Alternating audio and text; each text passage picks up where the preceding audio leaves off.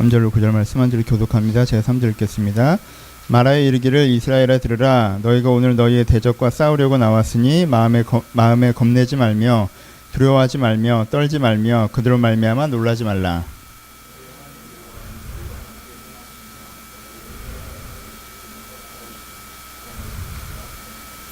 책임자들은 백성에게 말하여 이르기를 새 집을 건축하고 낙성식을 행하지 못할 자가 있느냐. 그는 집으로 돌아갈지니 전사하면 타인의 낙성식을 행할까 하노라.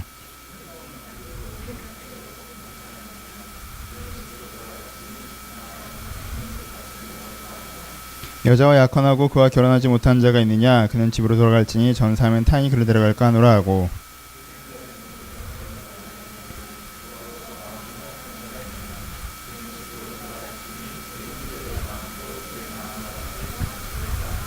아시겠습니다. 백성에게 이르시기를 마친 후에 군대의 시간들을 세워 무리를 거느리게 할지니라. 아멘. 안녕하세요. 오늘은 신명기 5번째 시간으로 함께 하도록 하겠습니다. 신명기 설교 앞에 네 가지를 다시 한번 좀 정리하면서 갈까요? 첫 번째 설교 핵심은 뭐였죠? 가나안 땅에 들어갈 소망이 있으니까 그 소망이 어떻게 된다고 그랬어요? 헌신해야 된다고 그랬죠. 그렇죠? 그 반대에 있는 액센트는 뭐가 있어요? 두려움이죠.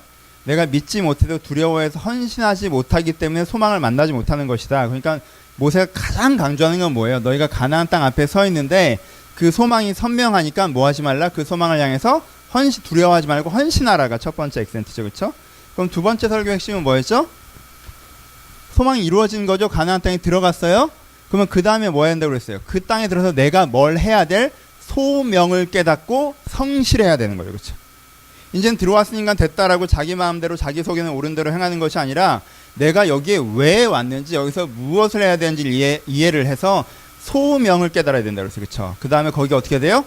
성실하게 할 때 내가 인생에 주어진 특별한 기회를 자기의 생각대로 낭비하지 않는 사람이 될 수 있다고 했어요. 그렇죠? 모세가 가장 강조하는 건 이 두 가지예요. 네가 소망에 헌신하고 소명에 성실하라는 거예요. 모세는 이 두 가지를 강력하게 얘기합니다. 이 사람들이 이러지 못한 이유가 뭐였어요? 내가 소망 앞에서 소망을 보지 못하고 상황을 보다가 두려워하고, 그리고 내가 인생의 기회 앞에서 소명을 보지 못하고 자만하여 낭비하고, 그러다가 자산을 낭비하고, 이것이 사람들이 빠진 함정이기 때문에 이 선명성을 거하라는 게 모세가 첫 번째, 두 번째 설교에서 반복한 거예요. 그렇죠? 세 번째 설교에서 이 결론까지 냈죠. 그럼 지난주에 했던 네 번째 설교는 뭐였습니까? 이것은 무엇을 할 것인가에 대한 것이라면 지난주부터는 how에 대한 얘기를 합니다. 그렇죠? 어떻게 할 것인가. 또 지난주에 중요하게 얘기한 건 뭐예요? 지난주에 중요하게 얘기한 건 그 마음을 유지하기 위해서 뭐가 필요하다는 거예요? 진정성 있는 신앙생활이 필요하다는 거죠. 그렇죠? 내가 좋은 것을 살아남게 하기 위한 구조가 필요하다는 거예요. 내가 진정성 있는 신앙생활, 하나님을 내 인생에 기억하게 하고 체험하게 하고 맛보아 알게 하는 예배와 그리고 공동체와 그리고 그런 하나님과 함께하는 시간들을 통해서 이것들을 만들어내야 된다고 말했던 게 지난주였어요. 그럼 다섯 번째, 오늘은 모세는 지금 무슨 얘기를 하는 걸까요? 여러분, 사람들이 신명기를 쭉 읽어가다가 모세의 마지막 설교다, 모세의 그 비장함, 그 땅을 들어가는 자, 그들을 향해서 막 이렇게 얘기를 하면요, 처음에 첫 번째 설교, 두 번째 설교, 세 번째 설교까지는 그 감정에 동화돼서 옵니다. 모세가 정말 비장하구나, 절대 변질되지 마라, 절대 포기하지 마라, 이 모세의 비장함이 느껴져요. 근데 지난주 설교, 네 번째 설교부터 그런 비장미에 대해서 안 느껴지는 거예요. 왜요? 지난주에 갑자기 11조 내야 된다, 뭐 제사 드려야 된다, 뭐 이런 얘기를 하니까 왜 끝에 이런 형식적인 얘기를 하시지? 그래서 느낌이 떨어져요. 근데 이 다섯 번째 설교에서는 그 느낌이 더 떨어집니다. 오늘 무슨 얘기를 하고 있죠? 야, 포도원 지은 애, 결혼하기로 약혼한 애, 그리고 집 새로 지은 애는 전쟁에 데려가지 마라, 무서워한 애도 데려가지 마라, 뭐 이런 얘기를 해요. 21장엔 더하죠. 무슨 얘기를 합니까? 네 마을이랑 제일 가까운 데서 살인사건이 났는데 니네 마을에 살인사건에 해당되는 사람이 없으면 너희가 양을 끌고 가서 우리는 무죄하다고 그 양의 피를 흘리우고, 뭐 이런 얘기들을 해요. 큰 관심이 없죠? 그 다음에 무슨 얘기합니까? 네가 결혼을 했는데 그 여자가 마음에 안 든다고 해서 그냥 내쫓으면 안 되고, 뭐 이런 얘기를 합니다. 그 다음엔 총회를 형성하는데 총회에 모압과 암몬이 들어오면 안 되고 사생자가 들어오면 안 되고, 뭐 이런 얘기를 해요. 그러니까 다섯 번째 설교 톤에 들어오면요, 갑자기 몰입성이 툭 떨어져요. 왜 이런 지엽적이고 형식적인 얘기를 하시지? 라는 느낌으로 우리한테 다가온다는 거예요. 여러분, 모세가 그런 얘기를 하고 싶은 걸까요, 지금? 아니죠. 다시, 내가 소망에 헌신해야 되고 내가 소명에 성실하려면 내가 좋은 것을 지키는 구조가 필요하다고 했어요. 그게 예배죠. 그렇죠? 은혜로운 신앙생활이에요. 그러면 또 하나 뭐가 필요하겠어요? 나쁜 것을 막는 구조가 필요하다 지금 모세는 얘기하는 거예요. 너희를 더럽히는 것, 너희를 잘못되게 하는 것을 막는 것이 또 우리 가운데 필요하다고 모세가 하고 있는 얘기가 5번째 설교 핵심입니다. 그래서 5번째는 뭘 이해하면서 관통해서 읽으셔야 돼요? 정결이라는 단어를 이해하고 관통해서 읽으셔야 돼요. 레위기 때 설명했지만 정결 나왔으니까 한 번 더 얘기합시다. 반복하죠. 여러분 정결이 뭐라고 그랬어요? 더러워지면서 깨끗해지는 거라고 그랬어요. 그렇죠? 더러워지면서 깨끗해지는 거. 그냥 더러워지면서 깨끗해지는 건 우리가 죄로 더러워져서 뭐 이런 표현을 쓸 때요. 우리가 그 표현을 굉장히 과격하게 씁니다. 하지만 더러워졌다는 말 자체에 이미 뭐가 내포됐다고 말씀드렸어요. 우리의 정체성의 본질 자체가 훼손되는 게 전혀 아니라고 말씀드렸죠. 그렇죠? 더러워진 게 뭐예요? 내 팔이 어떻게 된 게 아니에요. 내 손이 어떻게 된 게 아니에요. 이 위에 뭐가 묻었을 때 더러워졌다고 얘기해요. 그렇죠? 손이 잘렸을 때 더러워졌다고 얘기해요? 그렇지 않아요. 이 위에 뭐가 묻은 걸 더러워졌다고 하는 거예요. 그러니까 내 본질은 그대로 있는데 그 위에 무엇이 덧입혀지는 바람에 내가 나로 제대로 표현되지 못하는 상황에 있을 때 그걸 더러워졌다고 표현하는 거예요. 그러니까 더러워졌다는 말 자체에 뭐가 이미 들어가 있습니까? 나 자체는 대단한 사람인데가 들어가 있는 거예요. 그렇죠? 그렇죠? 빨면 되고 치우면 되고 깨끗하게 하면 돼. 씻으면 되는 문제라는 게 들어가 있는 거예요. 그러니까는 모세는 지금 뭘 얘기하는 거예요? 너희를 더럽히는 것이 있다는 거예요. 그러니까는 그 더럽히는 것을 우리가 인지하고 반복적으로 씻어낼 때 우리가 나의 나됨으로 살아갈 수 있는데 그 더럽히는 것을 우리가 인지하지 못하고 방치하면 결국엔 그것이 우리 가운데 급격하게 안 좋은 영향까지 줄 수 있다고 얘기하는 거예요. 그래서 더러움을 막는 것에 얘기한 게 5번째 설교의 핵심입니다. 그렇죠? 그럼 모세는 뭘 더럽다고 하는 걸까요?가 오늘 메인 주제겠죠. 중심이겠죠. 그렇죠? 모세는 무엇을 더럽다고 하죠? 무엇이 우리를 더럽힌다고 얘기합니까? 맨 처음에 나와 있는 나를 더럽히는 것이 무엇인가에서 나와 있는 게 20장에 대한 이야기입니다. 이번 전쟁을 치르려고 하는데 이런 사람들은 나가면 안 된다고 합니다. 어떤 사람이에요? 두려워하는 사람은 나가면 안 된다고 하죠. 그렇죠? 그렇죠? 전쟁을 치러요. 그런데 두려운 사람이 나가면 안 됩니다. 왜요? 두려운 사람들은 전쟁에 막상 나가서 거기 온전히 자기가 싸워야 될 사람들을 싸울 수 있어요? 없죠. 막 뛰어가겠어요? 두려운 사람들이? 아니겠죠. 뛰다가 슬슬슬 뒤로 빠지겠죠. 남들이 가서 이겨주길 바라겠죠. 근데 그런 사람들 비중이 많아지면 어떻게 되겠어요? 전쟁이 제대로 되지 않겠죠. 그러면 정말 두려운 일이 닥치겠죠. 이 전투에서 이기지 못하고 패배하면 결국은 내가 정말 두려워하는 일이 닥칠 거 아니에요. 이 나라에. 그렇죠? 또 하나, 그래서 우리 가운데 우리를 더럽히는 첫 번째를 뭐라고 얘기하는 겁니까? 두려움이라고 얘기합니다. 여러분 이걸 결정하셔야 돼요. 두려움은 여러분들 더럽히는 겁니다.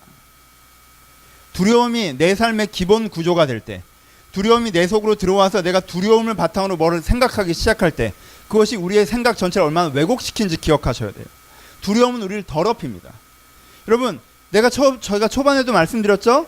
걱정이 많으면 꿈이 많고 두려움으로 세우는 인생 계획.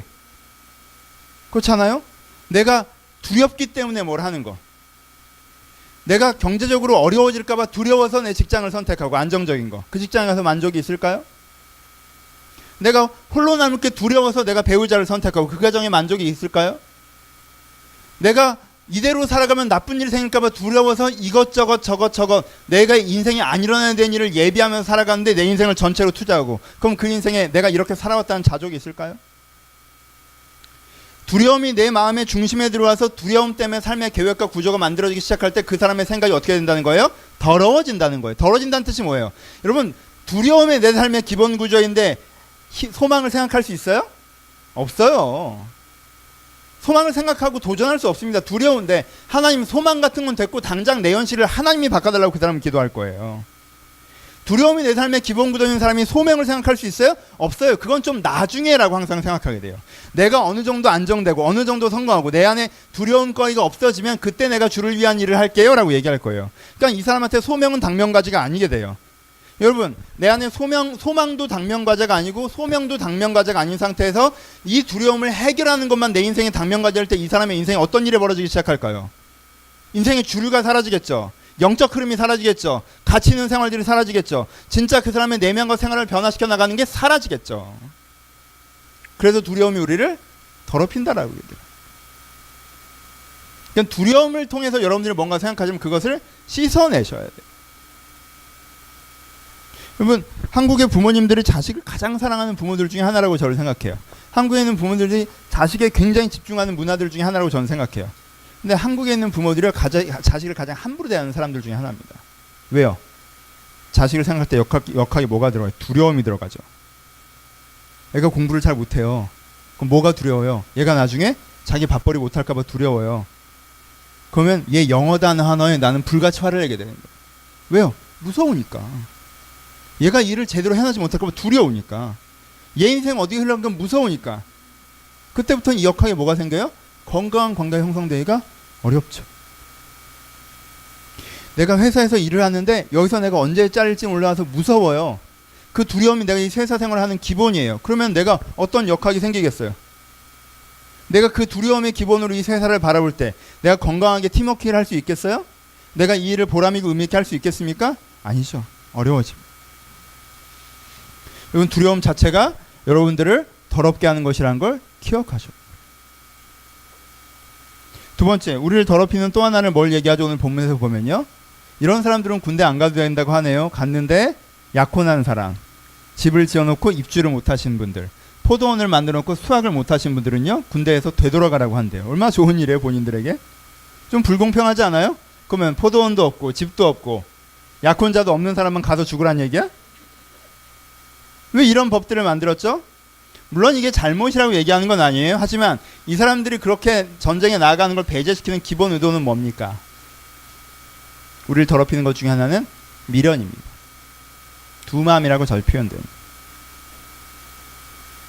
내가 소망도 있고 소명도 있어요.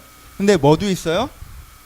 그래도 내가 이 정도의 연애는 누리고 살아야 되는데, 인생에 이 정도 로맨스는 겪어봐야 되는 거 아닌가? 내가 내 인생에 이 정도의 즐거움은 누려봐야 되는 거 아닌가? 내가 그래도 이 세상에 와서 세상을 좀 구경하고 가야 되지 않을까? 세계여행은 한번 해야 되지 않을까? 내가 생각하는 포도원이 있고, 내가 생각하는 약혼자가 있고, 내가 생각하는 집이 있죠. 그 정도는 해야 되지 않을까 하는 생각이 있죠. 그럼 이게 어떻게 됩니까? 우선순위에 소망이나 소명과 이 자기 추구가 충돌하죠. 그럼 주로 뭐가 뒤로 밀릴까요? 소명과 소망이 주로 뒤로 밀리죠. 하나님, 이걸 좀 해주시고 그 다음에 소망이건 소망이건 얘기를 하세요. 제가 이 약혼자와 재미있는 가정을 꾸리고 누리는 것 좀 해야 되지 않겠습니까? 제가 새로운 집을 지었는데 그 집을 좀 제가 누려야 되지 않겠습니까? 제가 새로운 포도원을 샀는데, 결국은 대부분의 사람들이 하는 얘기잖아요. 자기 집, 소유죠. 자기 관계, 연애, 가정, 그 다음에 자기 사업, 자기 현장, 자기 직장 좀 잘 되고, 가정 좀 잘 되고, 그리고 내 개인적인 소유 누릴 만한 건 누리고, 그 다음에 뭔가 얘기하셔야죠 라는 지점에 가게 되죠. 그게 사람을 어떻게 합니까? 더럽힙니다. 그 각각이 더럽다는 얘기가 아니에요. 그게 사람을 더럽힌다는 거예요. 무슨 뜻이에요? 그가 소망이나 소망의 패턴을 움직이지 못하게 한다는 거예요. 여러분, 인생에 그런 날이 있어요? 내 개인적으로도 다 누릴 만큼 누리고, 관계로 다 누릴 만큼 누리고, 내가 사회적으로 다 이룰 만큼 이루는 날이 있어요? 그래서 내가 이제는 주님의 소명 따라 살 수 있다, 뭐 이런 날이 있어요? 있어요. 근데 지나갔어요. 그건 딱 대학 때예요. 3학년부터 말고 1학년, 2학년.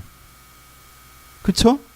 내가 뭔가 사회적인 거 생각하지 않고, 관계적인 거 생각하지 않고, 뭔가 내가 연애도 하고 공부도 즐거운 만큼 하고 교회 생활도 열심히 하는데 내가 돈 걱정도 안 하면서 즐겁게 지낼 수 있는 때가 20살, 21살 빼고 인생에 언제 옵니까? 언제 와요? 오래 사시고 건강도 좋으시고 돈도 많으시면 더 나중에 한 번 더 오겠죠. 굉장히 나중에. 내가 일상적인 삶의 정황을 살아가는 데 있어서 내 집과 연애와 포도원이 해결돼야 그 다음에 주의 전쟁을 치르겠다고 하는 사람은요, 전투에 나가지 못합니다. 그 사람 인생에 소망의 역동과 소명의 역동은 일어날 수가 없는 거예요. 그래서 그것이 너를 더럽힌다고 하는 거예요. 오해하지 마세요. 결혼하지 말라는 얘기도 아니고, 직장 때려치라는 얘기도 아니고, 여러분들 집을 꾸미지 말라는 얘기도 아니에요. 여러분들 그것이 우선순위냐고 묻는 거예요. 이 두 가지가 우리를 더럽힌다라고 그러죠. 맨 앞에 얘기랑 되게 비슷하죠. 어떤 게 우리를 더럽힙니까? 내가 두려움의 역동이 있으면 소망을 바라볼 수 없고요. 안일함의 역동이 있으면요, 소명을 바라볼 수가 없어요. 그래서 이 안일함과 두려움이요, 우리 가운데 있는 가능성을 막아섭니다. 그래서 내 안에 안일함이 많이 차오를 때, 내 안에 두려움이 많이 차오를 때 우리는 그것을 어떻게 돼요? 그것을 내가 더러워졌다라고 규정할 수 있어야 돼요.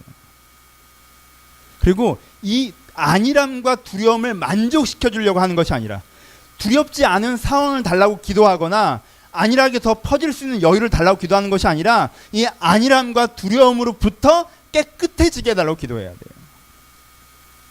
그럴 때 우리 안에 주의 사명의 역동이 발생할 수가 있습니다. 몇 가지 더 얘기했는데 다 하진 않을게요. 제목만 간단하게 짚어봅시다. 책에서 좀 더 자세히 보시고요.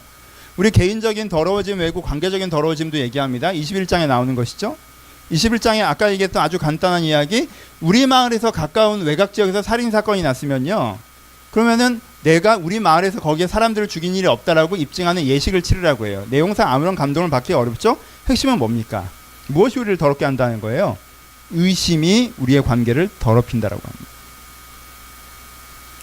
여러분, 합리적 추론을 가장한 의심의 함정에 빠지지 마세요.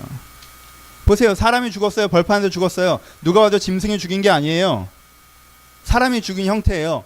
그럼 이 사람이 죽은 벌판에서 가장 가까운 마을을 의심하는 게 합리적입니까? 합리적이지 않습니까? 합리적이죠. 하지만 그건 단지 무엇입니까? 추론에 지나지 않죠. 우리는 굉장히 자주 추론을 사실처럼 인식하는 사회 문화 속에 살고 있습니다. 이렇게 됐어? 이렇게 됐어? 그럼 걔가 그런 거 아니야? 얘가 이랬겠네. 이게 이렇게 된 거겠네. 라고 우리는 추론을 하죠. 마치 그것이 굉장히 큰 지혜인 것처럼 그 추론으로 기단으로 의심하죠. 여러분, 관계에 의심이 들어오기 시작하면 그 관계는 어떻게 합니까? 정확하게 금가기 시작합니다. 그렇죠? 이 사람이 나를 의심해요. 난 아닌데. 그럼 그 순간 내가 이 사람에게 갖고 있었던 신뢰감이 무너지죠. 나를 의심하는 사람에게 무슨 신뢰감이 남아납니까? 내가 저 사람을 의심해요. 내가 저 사람을 의심하는 순간 내가 저 사람에게 갖고 있는 신뢰감은 남아나지 않죠. 서로 가운데 의심이 있는 순간 그 관계는 무너져 내리는 거예요. 사실 실제 아무 일도 벌어지지 않았는데. 그래서요, 건강했던 관계가 무너지는 첫 단추는요, 의심에 의해서 무너질 때가 많습니다. 합리적 추론을 가장, 얘가 나한테 이렇게 했어요. 얘가 이러해서 그런 거 아니야? 라고 하기 시작할 때. 연인끼리도 마찬가지죠. 저 사람이 나한테 이렇게 말하고 이렇게 행동한 것에 대해서 제 마음이 변한 것 아닐까라고 추론하기 시작할 때. 직장에서 마찬가지죠. 내 앞에서 웃고 잘 지냈어요. 근데 어떤 상사가 나한테 얘 일을 내 쪽으로 던졌어. 그러면 얘가 상사한테서 이렇게 민 것 같네? 와, 얘 무서운 애네? 그럼 그 사람이랑 나랑 진성성 있는 관계가 맺혀져요? 아니죠. 앞에서 웃어도 절대 믿지 못하죠. 그렇죠? 의심이 여러분들 관계를 얼마나 정확하게 쪼내는지 사회에서 경험해 보신 적 있지 않습니까? 의심이 유통되는 직장에서는요, 의미 있는 관계라는 게 남아나질 않습니다. 어떻게 믿고? 의심이 우리 뭘 더럽게 합니까? 우리의 관계를 더럽힙니다. 그럼 우리는 어떻게 해야 되나요? 무조건 믿어야 됩니까? 아니죠. 방향은 그쪽으로 잡혀있지 않아요. 의심받는 쪽에서 지금 어떻게 하고 있죠? 내가 신뢰할 만한 존재라는 걸 입증하려고 하죠. 지금. 그렇죠? 니네들이 그렇게 의심할 수도 있겠지만 우리 마을에는 살인자가 없어라는 걸 입증하려고 해요. 그러니까 내가 신뢰할 만한 사람인 걸 입증하려고 할 때, 물론 위치를 잘 설정하셔야 돼요. 나는 다 의심하고 저 사람들이 나한테 신뢰할 만한 사람인 걸 입증해야 된다. 그 구조가 아니죠. 나도 내가 신뢰할 만한 사람인 걸 입증하려고 하고 저도 내가 신뢰할 만한 사람인 걸 입증하려고 할 때 그 둘 사이에 의심이 사라질 수가 있는 거예요. 그렇죠? 내가 의심할 테니 네가 입증하라고 할 때는 거기에는 남아나지 않고, 서로 자기의 진정성을 입증하려고 할 때 서로 사이의 진정 관계성이 형성되어져. 의심이 우리 관계를 더럽힌다는 걸 기억하고, 내가 있지도 않은 실제 팩트가 아닌 것을 가지고 누구를 의심한다던가, 내가 의심받았다는 이유 때문에 그 사람들을 포기한다는 것이 아니라 의심을 넘어선 관계 쌓기가 우리가 필요합니다. 하나 더 얘기하면, 관계에서 또 하나 그 다음에 얘기하는 부분은 뭐예요? 네 소를 잃어버리는 게 아니라 할지라도 이웃의 소가 잃어버린 바 되었으면 네 밭을 뒤져서 한번 찾아보라고 얘기합니다. 이건 뭐예요? 아주 간단한 거죠. 뭐예요? 무관심과 호의에 대한 것입니다. 우리의 관계를 무너뜨리는 것이 무엇이죠? 무관심입니다. 자, 여러분, 애인끼리 깨지는 두 가지 방법을 알겠죠? 의심하고 관심 없으면 그건 깨지는 거예요. 그렇죠? 그럼 나만 알겠어요. 그럼. 근데 서로 신뢰하고 관심을 갖고 있으면 그 관계는 든든하죠. 친구끼리 마찬가지죠. 관심도 없으면서 의심해요. 평소에 나한테 관심도 없었던 애가 너 사실 이러고 이런 거 아니야? 라는 식으로 날 대해요. 그럼 그 관계가 남아나겠어요? 관심과 신뢰가 있을 때 그 관계가 세워지는 거죠. 무엇이 깨끗한 거, 무엇이 지저분한 것이. 여러분들 마음 가운데 의심이 되게 유통되고 무관심이 되게 유통되는데 왜 나에겐 좋은 사람이 없을까? 여러분, 그 관계는 내가 깨고 있는 거예요. 나는 사람들에게 무관심하고 나는 타인을 의심하는 관계 속에서 누군가 내가 던지는 모든 의심을 극복해서 나에게 진정성을 보여라. 그럼 내가 너에게 관심을 베풀마.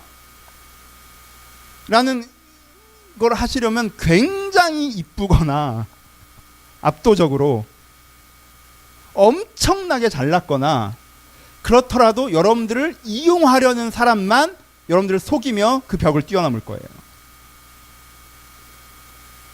내 관계의 기본 구조가 나는 모든 사람을 의심하고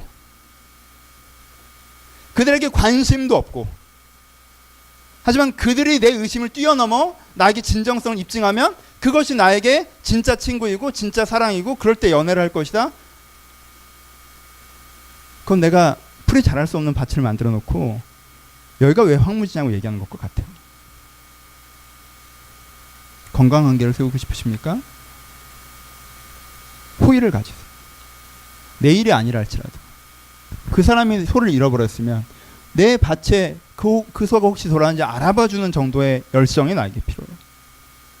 그리고 그와 호의의 관계에 있다면 우리 가운데 먼저 의심하기보다 내 진정성을 입증하고 또한 그의 안에 있는 진정성을 들여다보는 것들이 필요합니다. 물론 세상에 나쁜 사람들이 있습니다. 그러니 그 안에 진정성이 없다 할 때 경계하십시오. 거리를 두십시오. 싸우십시오. 그 모든 사람이 휘둘리라는 얘기가 아니에요. 하지만 우리 가운데 진짜 건강한 관계가 무엇인지 기억하셔야 돼요. 무엇이 더러워졌고 무엇이 깨끗해졌고.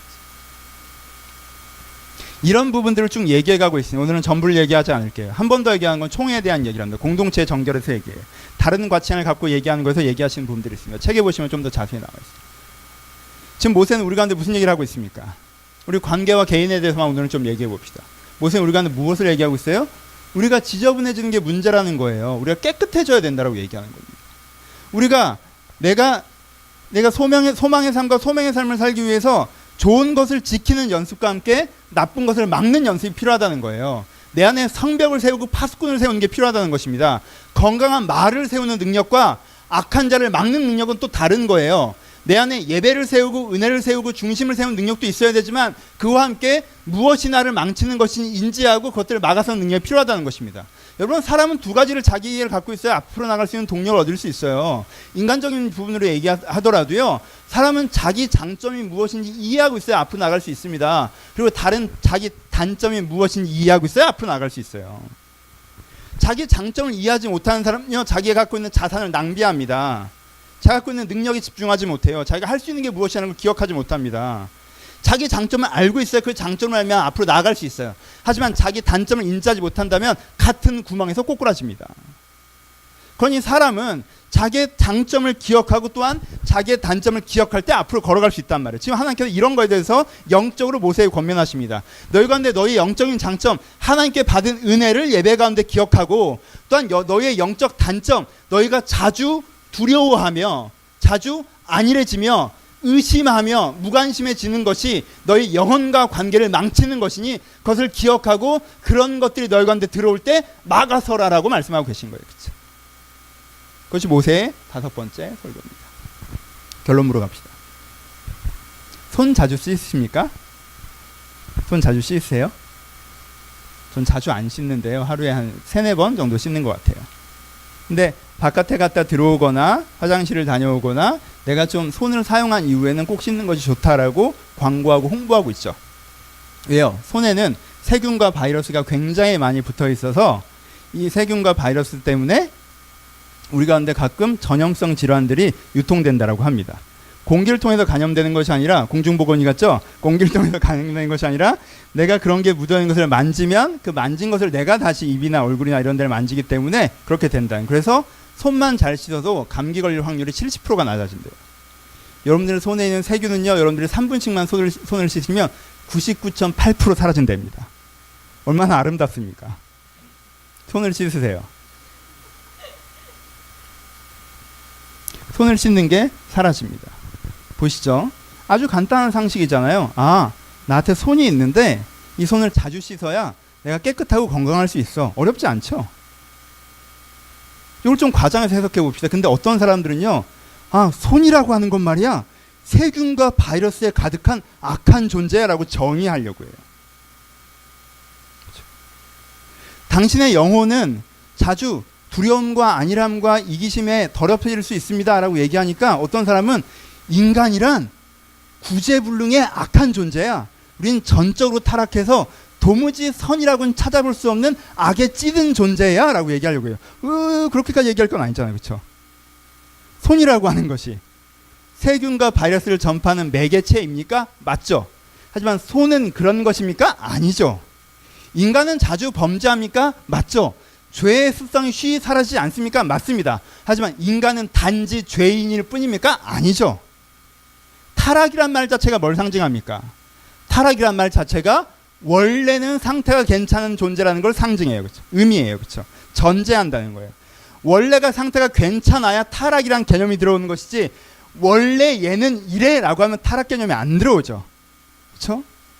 우리의 과장을 아시겠습니까?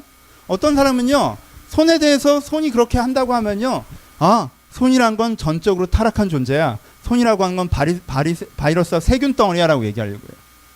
어떤 사람은요, 손은 씻고 씻어서 또 씻어야 되는데 이건 끝도 없는 거야. 다시 더러워져. 그럼 또 씻을 필요가 뭐가 있어? 어차피 또 더러워질 건데 라고 얘기해요. 여러분, 이렇게 얘기하는 사람이 없잖아요. 손에 대해서는. 근데 영혼에 대해서는 이렇게 얘기하는 사람이 있습니다. 내가 회개하고 은혜 받은 다음에 난 또 죄를 지어. 또 죄를 지어. 또 죄를 지어. 난 좋아진 다음에 또 나빠져. 또 나빠져. 또 나빠져. 언제까지 이걸 반복해야 돼? 완벽하게 괜찮아지는 건 없는 것 같아. 그럼 난 이 지겨운 루틴을 그만하겠어. 난 회개하는 것도 지겨워. 난 구원받게 해달라는 것도 지겨워. 내 마음을 변화시켜달라는 것도 지겨워. 난 그런 다음에 또 그렇게 되잖아. 그럼 난 아예 안 할래. 여러분, 그런 결단에 찾아서 어느 날부터 지금까지 835일째 손을 안 씻고 계신 분 계세요? 어차피 다시 써야 하는 돈 왜 씻는가 이렇게 생각하시는 분 계세요? 없잖아요. 여러분, 손을 자주 씻는 사람의 핵심을 봅시다. 손을 자주 씻는 사람은 깨끗한 손으로 살아갑니까? 더러운 손으로 살아갑니까? 깨끗한 손으로 살아가죠. 영혼을 자주 씻는 사람은 깨끗한 영혼으로 살아갑니까? 더러운 영혼으로 살아갑니까? 깨끗한 영혼으로 살아가죠. 난 씻고 씻어서 또 지저분해지는 존재라고 얘기한 게 맞아요? 안 맞죠? 난 그 씻음을 통해서 깨끗하게 살아가잖아요. 어떤 사람은 이렇게 얘기합니다. 손이 더러워지는 이유는 세상과 접촉하기 때문이야. 그러니까 어떻게 해야 돼? 세상과 접촉하지 않으면 돼. 그래서 영화도 보지 말고 TV도 보지 말고 세상적인 책도 보지 말고 세속적인 사람도 만나지 말고 악한 사람이 있는 데는 근처도 가지 말고 교회 다니는 사람들만 만나고, 처음 만나서 옆자리에서 동료가 있는데 교회 다니는지 물어보고 안 다니면 거리를 두고, 교회 다닌다 그러면 어느 교단인지 알아보고, 교회 봉사하는지 제자훈련 받았는지 알아봐서 가짜인지 진짜인지 확인해보고, 그래야 진적인 관계를 맺고, 신앙이 깊지 않은 이성과는 말도 섞지 않고. 왜요? 더러워지니까. 그래요? 그렇죠. 우리 가운데 그런 얘기를 하고 다니죠. 되게 재밌지 않아요? 더러워질 수 있으니까 만지지도 말라는 얘기예요. 여러분, 그걸 만지는 것 때문에 손이 하는 일이 얼마나 많습니까? 그래서 그걸 안 만지다 보면 손은 있으나 마나이시죠. 어떤 사람은 이렇게 얘기합니까? 이 손을 다시는 씻지 않아도 되는 단회적이고 유일한 손 씻음을 발견해야 된다. 한 번만 씻으면 영원히 더러워지지 않게. 그걸 찾아 헤매는 사람이 있어요? 여러분, 그런 방명품이 이 시대와 이 문화에 꼭 필요하다고 생각하십니까? 여러분의 삶에 살아가는데 손을 여러 번 씻는 게 너무 불편하고 힘든 일이라 단회적 손 씻음이 여러분한테 꼭 필요하세요? 아니죠. 근데 영적으로 우리는 이렇게 얘기하죠. 한 번의 씻음, 다시는 반복되지 않는. 그래서 그 한 번의 씻음을 내가 믿기 때문에 여전히 사실 보기에는 의심하고 무관심하고 두렵고 내가 아니라고 그런 더러움이 눈에 뻔히 보이는데도 아니래, 난 씻었대. 이거 구원파라고 그러잖아요. 여러분, 우리 가운데 이 정결에 대한 영적 오해가 되게 많다는 게 이해되십니까? 우리가 자주 세상과 접촉하면 살아가면서 자주 더러워질 수밖에 없기 때문에 그것을 반복적으로 씻어 나가야 된다는 거에서 되게 이상한 오해들을 많이 하는 것 같아요. 그냥 씻어 나가면 되는 건데, 난 너무 한심해, 난 죄인이야, 난 이 모양 이 꼴이야, 나는 너무 구제불능이야. 지나친 자기 비하에 빠지는 사람들도 있습니다. 어떤 사람들은 언제까지 이걸 씻어야 돼? 언제까지 회개를 반복해야 돼? 언제까지 이런 걸 해야 돼? 아니 씻어서 깨끗하게 살면 좋은 건데 왜 그걸 그렇게 싫어하는지 모르겠어요. 어떤 사람은 세상과 단절해야 된다. 왜 그렇게까지? 어떤 사람은 단회적인 구원만 필요하다. 한 번 구원받았으면 다 된 거다. 아니 더러운 게 눈에 뻔히 보이는데 아니요. 전 그때 진짜 깨끗하게 씻었거든요. 4년 전에. 제가 그날을 지금도 기억합니다. 목욕탕에 갔던 기쁨. 그때 깨끗해지는 정화감. 그 감정만 계속 얘기할 뿐. 근데 다시 더러워지신 것 같은데 지금도 이기적이시고 무관심하시고 의심도 많이 하시고 분명히 지금 더러운. 아니요. 전 깨끗합니다. 제가 다시 한번 말씀드리지만 4년 전에 제가 목욕탕에 들어가서 그날만 계속 얘기하고 우리가 근데 왜 이런 우스꽝스러운 얘기들이 많죠? 여러분 영적 씻음을 영적 정결을 그냥 좀 편안하게 받아들이셨으면 좋겠어요. 우리는 하나님 앞에서 새로운 영혼이에요. 우리 가운데 우리 자체의 문제는 없어요. 하지만 우리는 세상과 접촉하면 더러워질 때가 있습니다. 그게 여러분이 뭐가 어떻게 된 게 아니에요. 아 묻었네. 가서 씻자. 이러면 되는 거예요. 그렇죠? 내 손이 그러하든 내 치아가 그러하든 내 몸이 그러하든 내 영혼도 자주자주 씻어주셔야 돼요. 매일 한 30분에 한 번씩 하나님 또 제가 세상에 묻었습니다. 이러시면 결벽증 소리 듣죠.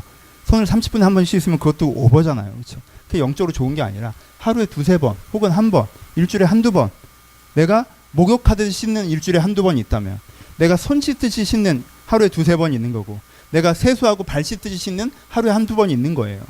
근데 그렇게 하나님 앞에서 나를 씻는 걸 익숙해지셔야 돼요. 그렇게 우리의 정결을 유지해 나갈 때 우리가 하나님 앞에서 계속 깨끗한 손으로 다른 표현으로 깨끗한 영혼으로 살아갈 수 있는 것입니다. 말씀 마칩시다. 첫 번째 결론. 더러움에 설득되지 마세요. 더러움에 대한 경계심이 있으셔야 돼요. 그러면 세상에 그런 일이 이런 거 보면 가끔 쓰레기랑 같이 자치는 분들 있지 않습니까? 어떤 분들이세요? 이거 그때그때 버려야 되는데 버릴 줄 모르고 쌓아두시는 분들이죠. 그쵸? 그럼 나중에 어떻게 돼요? 나 하나 뻗고 누울 데도 없어지죠? 그쵸? 더러운 걸 더러운 거로 생각하고 버리는 습관을 가져야 되는데 더러운 걸 더럽다고 인식하지 못하고 쌓아놓는 습관을 가지니까 나중엔 쓰레기에 먹히잖아요. 우리의 내면적으로 그런 일들이 발생하죠. 의심을 왔으면 의심을 씻어야 돼요. 근데 의심을 계속 쌓아줘서 오만 사람을 다 의심하고 살아갑니다. 두려움이 왔으면 두려움을 씻어야 돼요. 근데 이것도 두렵고 더럽고 두려움을 계속 쌓아놔요. 내가 근데 아니라고 게으름이 있으면 씻어야 돼요. 근데 그 아니라고 게으른 걸 막 쌓아놔서 나중에 난 진짜 두려운 게 나고 두려운 게 내 인격이듯이 아니란 게 내 목표이듯이 의심이 내 패턴이듯이 내가 그러는 건 당연한 것이듯이 그 쌓아놓은 것에 먹히는 지점도 있을 수 있죠. 그러니까 맨 처음에 뭘 가지셔야 돼요? 더러운 걸 생각하는 경계심을 가지셔야 돼요. 파수대를 세우셔야 돼요. 멀리서 나쁜 것이요 적들이 쳐들어오면 와 적들이 쳐들어온다고 외치는 사람들이 필요하다는 것입니다. 이게 건강한 마을이라도 성벽이 무너져 있으면 파수대가 세워지지 않으면 그 마을은 건강한 마을로 그대로 있을 수가 없어요. 자주 약탈당하고 자주 침해당할 수밖에 없단 말이에요.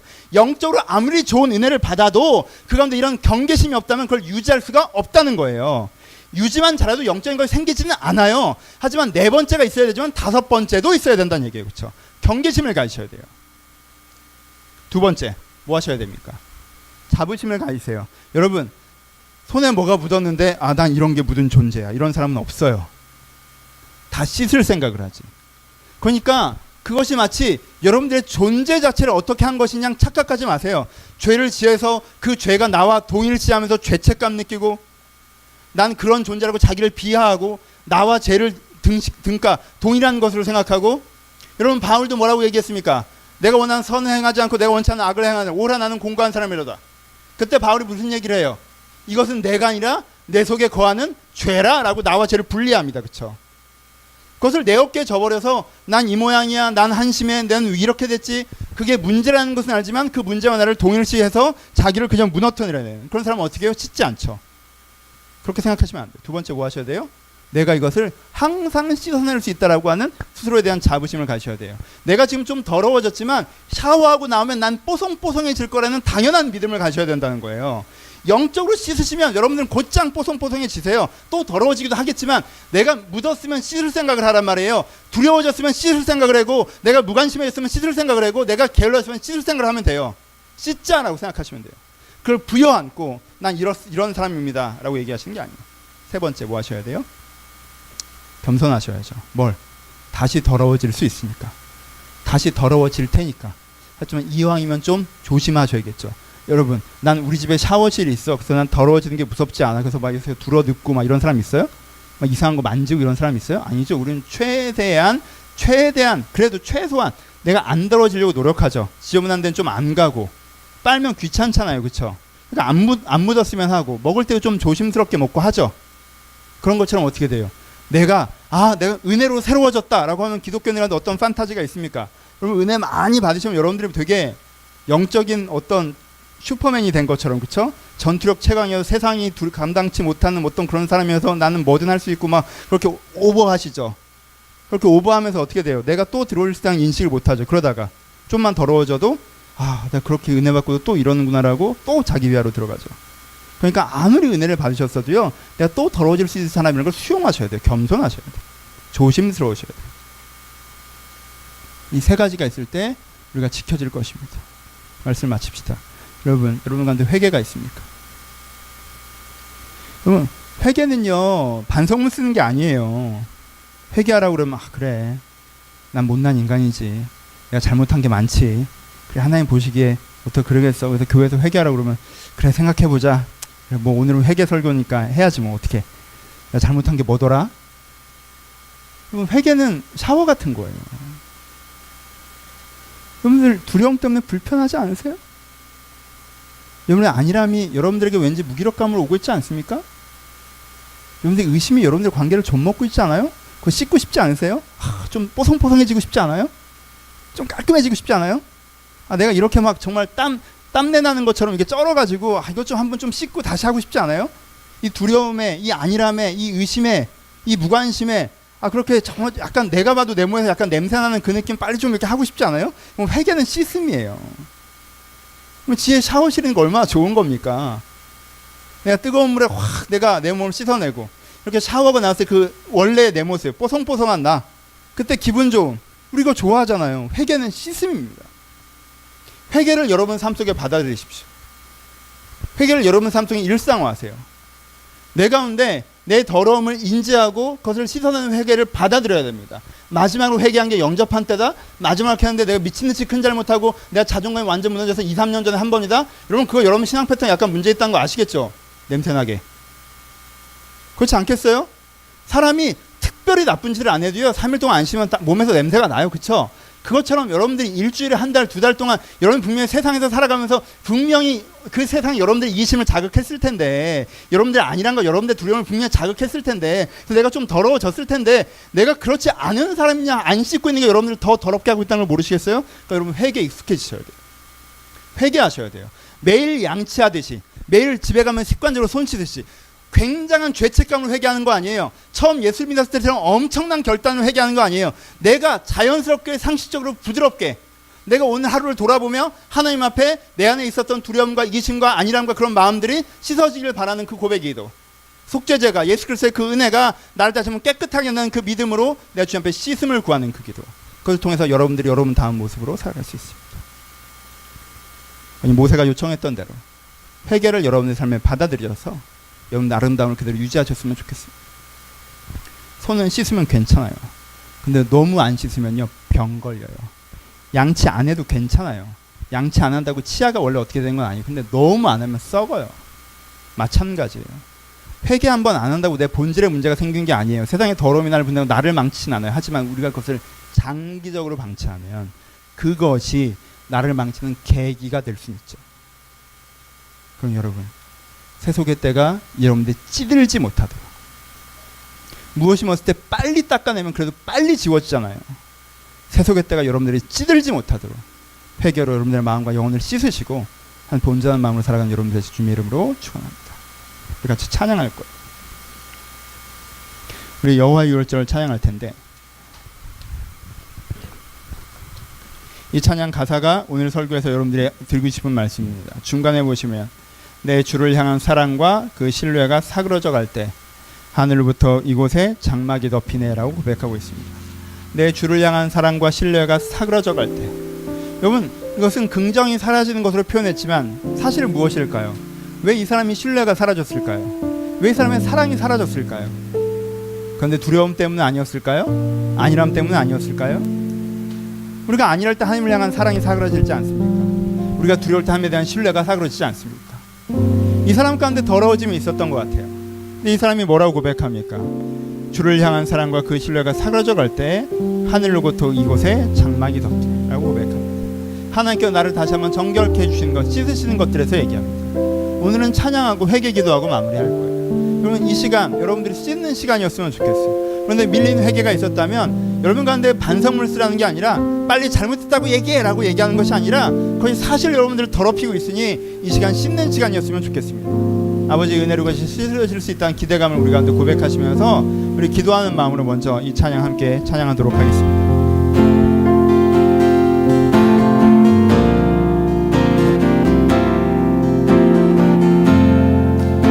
지극히 높은 주님의 낮이 성소로 들어갑니다.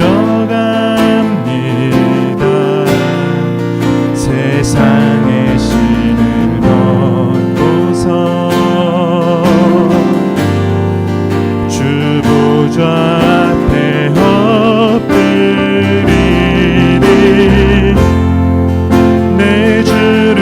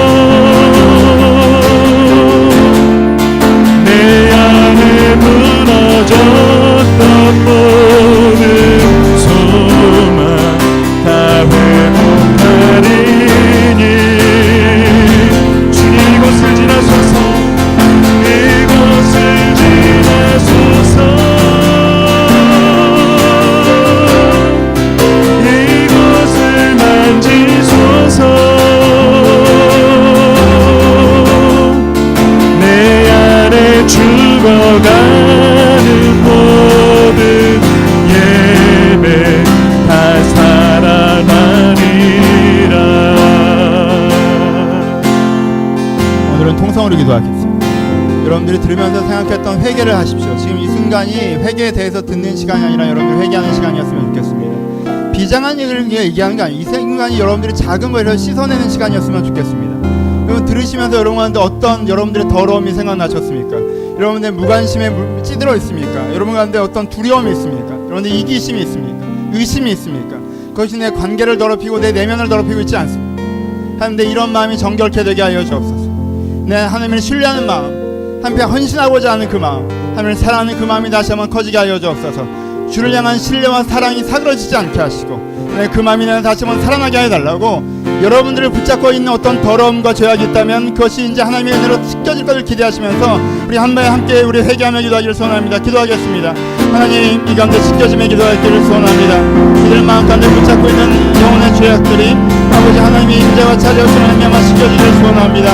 우리 이승만 아버지 이들 가운데 회개하기를 소원합니다. 나의 죄를 돌아보는 것이 아니라 나의 죄에 대해서 생각하는 것이 아니라 하나님 앞에 내가 엎드려 나의 죄를 고백하고 하나님께 나를 다시 한번 지키신 것을 고백하길 바랍니다. 하나님 그리스도의 사랑과 나를 다시 한번 고백하길 바랍니다. 예수 그리스도의 그 사랑을 고백하길 바랍니다. 하나님의 사랑하셔서 그 하나님의 사랑이 내 마음과 내 생각과 내 신앙을 변화시킬 수 있다는 것을 여러분들에게 바랍니다. 아버지와 저희가 다시 한번 회개하는 나기를 기도합니다. 우리의 죄의 문제를 다시 한번 일어나기를 소원합니다. 저희 문제를 다시 한번 일어나기를 소원합니다. 네, 그런데 아버지 다시 한번 예매매에 있는 것을 찬양을 받기를 소원합니다. 손에 막혀있는 것을 예를 경험하기를 소원합니다. 우리의 주님의 사랑의 빛만을 앞으로 가기를 기도합니다. 아버지 일 가운데 매여있는 것들이 있다면 일 가운데 매여있는 것들이 있다면 죄에 매여있는 것들이 있다면 아버지 거기부터 다시 한번 이 교회를 자유하게 문을 경험하기를 소원하니 일 가운데 씻음을 경험하게 해주옵소서. 하나님께 매여달려만 한 경험을 기도할 때 나의 죄를 지을 때 씻음을 제가 경험하게 해주옵소서. 내 죄에 매여달려만 한 경험을 기도할 때 주님께 내 이기심을 씻어내시고 주님께 내 욕심을 씻어내시고 내 두려움을 씻어내시고 하늘을 향한 신뢰와 사랑을 제가 다시 한번 성을 경험하게 해주옵소서. 내가 이번에 이 말씀을 다시 한번 고개를 소원합니다. 아직 제가 지금 은혜로 제가 다시 한번 고개를 소원합니다. 아직 제가 지금 감동을 제가 다시 한번 고개를 기도합니다. 아직 붙잡히는 제가 다시 한번 고개를 소원합니다. 아버지 우리가 누구를 내가 다시 한번 일어나게 해주옵소서. 이 순간 아버지 회개했던 기억들은 저 멀리 여기서 있는 것이 아니라 회개했던 기억은 저 아래에 기억이 있는 것이 아니라 회개가 없이 신앙생활하는 것이 아니라 이 순간 아버지 나의 더러움을 제가 고백하며 아버지 주님의 일하시를 소원하며 아주 회개하며 고백하기를 소원하니 아주 마음에 아버지 죄를 물러내는 가운데 마음의 죄를 막히게 하는 가운데 회개하는 가운데 다시 한번 새로운 인생의 길을 얻을 수 있도록 아주 씻겨져가는 것들을 볼 수 있도록 저희를 넓어지 않게 하옵소서. 모든 동일시한 것들과 다시 한번 함께 하시오며 아주 내 거리 같은 거 나오게 하시오며 아주 나를 두려워하는 사람으로 규정하고 아주 나를 안주하는 사람으로 규정하고 아주 나를 의심하는 사람으로 규정하고 아주 나를 무시하는 사람으로 규정했던 것으로 나오게 하시오며 아주 거리 같은 것으로 나와게 주의 시간이 불을 마마 아주 내가 다시 우리의 힘으로 갚을 먹을 수 있도록 아버지 죄를 가지고 인도하게 하옵소서. 아주 죄에 대해서 이야기하는 것이 나에 대한 생명을 transformar 이걸 회개하게 하옵소서. 아주 죄에 대해서 이야기했던 것이 아주 나에 대한 생명으로 이야기했던 것을 회개하게 하옵소서. 아주 저희가 우리 관계 시험을 있길 소원합니다. 아주 관계 시험을 있길 소원합니다. 하나님 저희가 더 도망을 하시오며 아주 죄를 깨달아 가지고 주님을 내가 더 나올 수 있도록 아주 우리를 절대게 시키시는 그날을 나올 수 있도록 아주 저희를 내모신 것을 함께 하옵소서. 아버지 함께 하옵소서. 아버지 함께 하옵소서. 아버지 저번에 시스템의 결단이 있게 하옵소서. 아버지 저번에 시스템의 결단이 있게 하옵소서. 아버지 시스템의 결단이 있게 하옵소서. 아버지 시스템의 결단이 있게 하옵소서.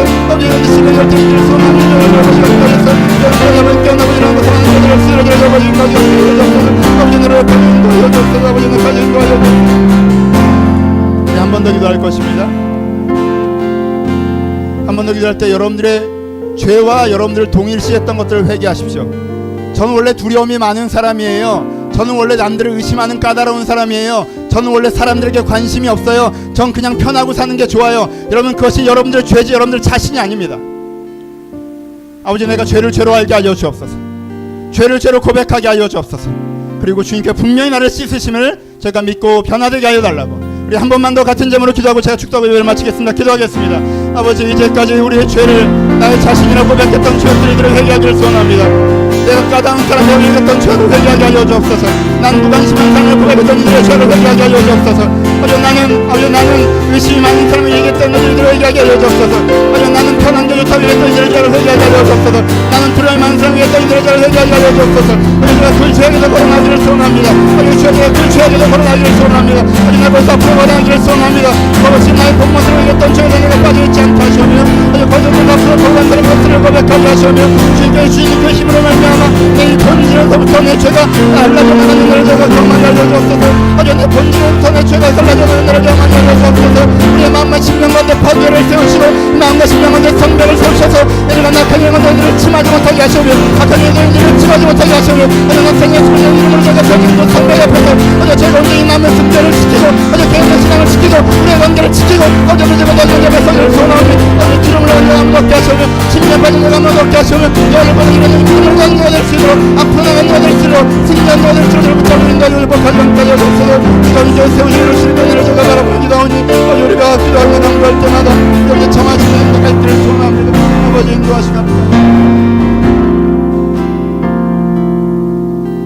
아버지, 세상 안에 살아가니 내가 묻을 때가 있습니다.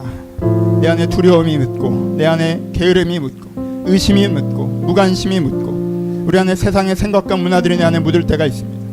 하지만 그것이 내가 아닌 것을 내가 믿음으로 고백합니다. 내 것을 씻기로 믿음으로 고백합니다. 그 모든 것을 당연히 여기며 찌들어서 살아갔던 것들을 저희가 걸어나가기를 믿음으로 고백합니다. 주여, 회개가 우리 가운데 일상이 되게 하여 주옵소서.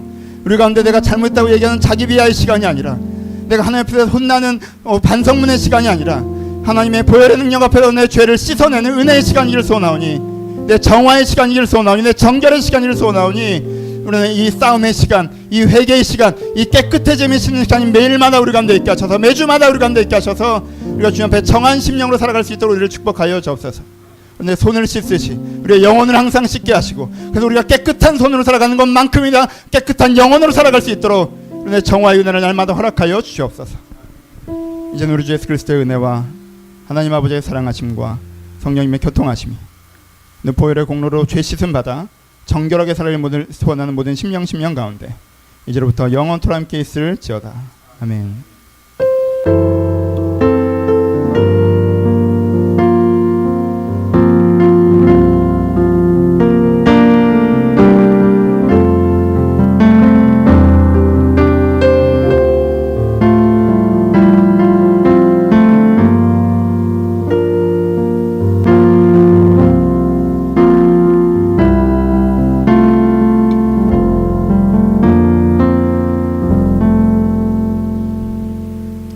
서로 주님께 감사의 박수 나누시겠습니다. 감사합니다.